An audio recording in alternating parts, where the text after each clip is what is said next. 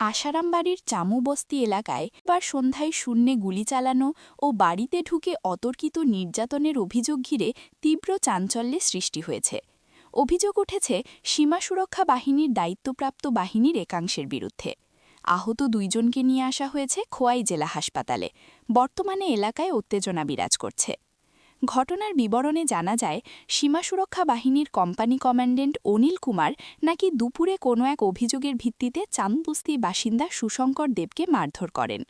পরে তিনি চিকিৎসার জন্য খোয়াই জেলা হাসপাতালে যান। সেই সময় বাড়ি থেকে ফোন পেয়ে জানতে পারেন প্রায় 10 থেকে 15 জন সীমান্তরক্ষী বাহিনীর সদস্য বাড়ির সামনে এসে শূন্যে গুলি চালিয়ে বাড়িতে প্রবেশ করেছেন বলে অভিযোগ। পরিবারের দাবি, গুলির শব্দে সুশঙ্কর দেবের মা নমিতা দেব, বয়স 60, ঘর থেকে টর্চ নিয়ে বেরোলে তার হাত থেকে টর্চ কেড়ে নিয়ে মাথায় আঘাত করা হয়। অভিযোগ আরও, বাড়িতে কোনো মহিলা বাহিনী সদস্য না নিয়ে দরজায় দা দিয়ে আঘাত করে দুটি দরজা ভেঙে ফেলা হয় এবং বিছানায় শুয়ে থাকা ভাতিজিকে টেনে হিঁচড়ে মাটিতে ফেলে দেওয়া হয়। এছাড়াও 7 মাসের অন্তঃসত্ত্বা বৌদিকে ধাক্কা মেরে ফেলে দেওয়ার অভিযোগ উঠেছে। সুশঙ্কর দেবের দাবি, তার বিরুদ্ধে কী অভিযোগ রয়েছে জানতে চাইলে বাহিনীর পক্ষ থেকে কিছু জানানো হয়নি। ঘটনায় অন্তঃসত্ত্বা মহিলাসহ পরিবারের একাধিক সদস্য আহত হয়েছেন বলে অভিযোগ।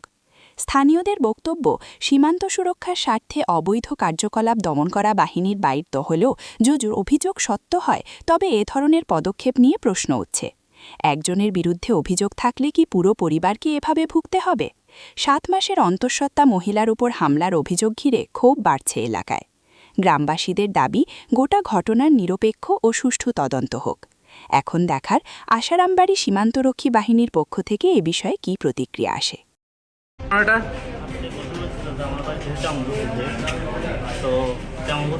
আমার একটা দোকান আছে, আমি বাড়িতে আলু খেতে কাম করতে আসলাম। তো আলু খেতে কাম করে আমি পুকুর আসছি পাওয়ার দিন। এমন সময় আমার মা আছে দোকানে, পুকুরের পাশে দোকানটা আছে। তো এই চামবস্তির বিএসএফ ক্যাম্পের কোম্পানি কমান্ডার সিভিল ড্রেসে বাইক নিয়ে এসে আমার মারা জিজ্ঞেস করছে তোমার ছেলেকে। তো মা আমার ডাক দিয়েছে, আমি পুকুরে আসলাম, পুকুর থেকে বাড়িতে আইসি। আসার পরে যখন আমি দোকানের সামনে আইসি, আমার বলছি তোমার নাম কি? আমি আমার সুশঙ্কর দেব, কোম্পানি কমান্ডার নাম হচ্ছে অনিল কুমার, বিএসএফের কোম্পানি কমান্ডার। তো আমার কইতেছে তুমি ক্যাম্পে যাবো। আমি বলছি ক্যাম্পে কেন যাবেন স্যার, আমার কী অপরাধ বা কোনো সমস্যা থাকলে আমার এখানে কোন ওইখানে কোন যেত না, ক্যাম্পে যাওয়া লাগবে। আমি বলছি ঠিক আছে, ক্যাম্পে যদি যাইতে হয় আমি গ্রামের মেম্বার প্রধান আছে তারা নিয়ে যাই। এই কথা পাওয়ার পরে আমি কয় তোমার কি জবাব দিতে হইব না, তুমি কি চিনো আমি বিএসএফের কোম্পানি কমান্ডার হইয়া আমার উপরে এখানে অত্যাচার করছে, আমার হাতে মারছে, এখানে মারছে। মারার পরে আমার মা বোন তারা আসছিল, আমার আর কাকি কইটা তারা আমার বাড়িতে নিয়ে গেছে। তখন সে গ্রামের মানুষ আমি যখন চিল্লাচিল্লি করছি, গ্রামের মানুষ আইতে সে বাইক নিয়ে ক্যাম্পে ঢুকিয়ে গেছে। ক্যাম্পে ঢুকিয়ে গেছে ভালো কথা। আমি দুপুরবেলা কাম টাম খেয়ে এখন আমি আইসি হসপিটালে, আমি নিজে চিকিৎসার লেগে আইসি। চিকিৎসার লেগে আসার পরে আমি কেন ডাক্তার এখানে আইসি পরে দেখা যায় আমার বাড়ির থেকে ফোন আইসে বিএসএফের কোম্পানি কমান্ডার অনিল কুমার। সে আমার বাড়িতে প্রায় 10 থেকে 15 জন বিএসএফ নিয়ে এসেরা আমার বাড়ির ঘাটার সামনে গিয়ে প্রথম ফায়ার করছে। ফায়ার করার পরে আমার মা ফায়ার শব্দ শুনে যখন টর্চ নিয়ে আইসে, আমার মা হাত থেকে টর্চটা ছুটাইয়া আমার ধাক্কা দিয়ে ফালাইয়া লাঠিতে আঘাত করছে।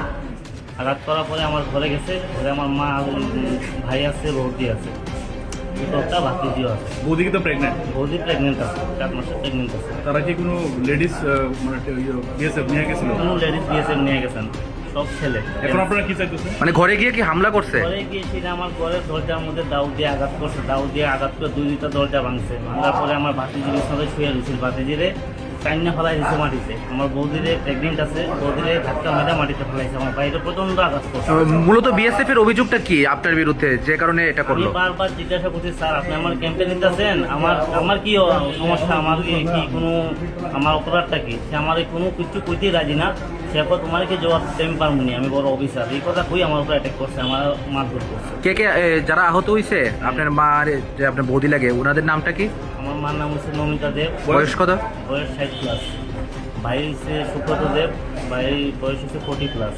বৌদি তো 27 শুভমণি, 7 মাসের প্রেগনেন্ট। ভাতিজি আছে 4 বছর। 4 মাসের না 7 মাসের প্রেগনেন্ট? 7 মাসের প্রেগনেন্ট। আপনার নামটা? আমার বাড়িতে আমার নামটা আপনার? সুশঙ্কর দেব। এখন কই আইছেন? এখন ডাক্তার এখানে নিয়ে এসেছি, আমার মাদের বৌদিকে নিয়ে এসেছি তারা চিকিৎসার লেগে। কতক্ষণ লাগে আপনার বাড়িতে এই ঘটনাটা ঘটছে আনুমানিক? আনুমানিক 8:30 থেকে রাত্রে 8:30 থেকে শুরু হয়েছে, এরা প্রায় আধা ঘন্টার উপর নির্যাতন করছে।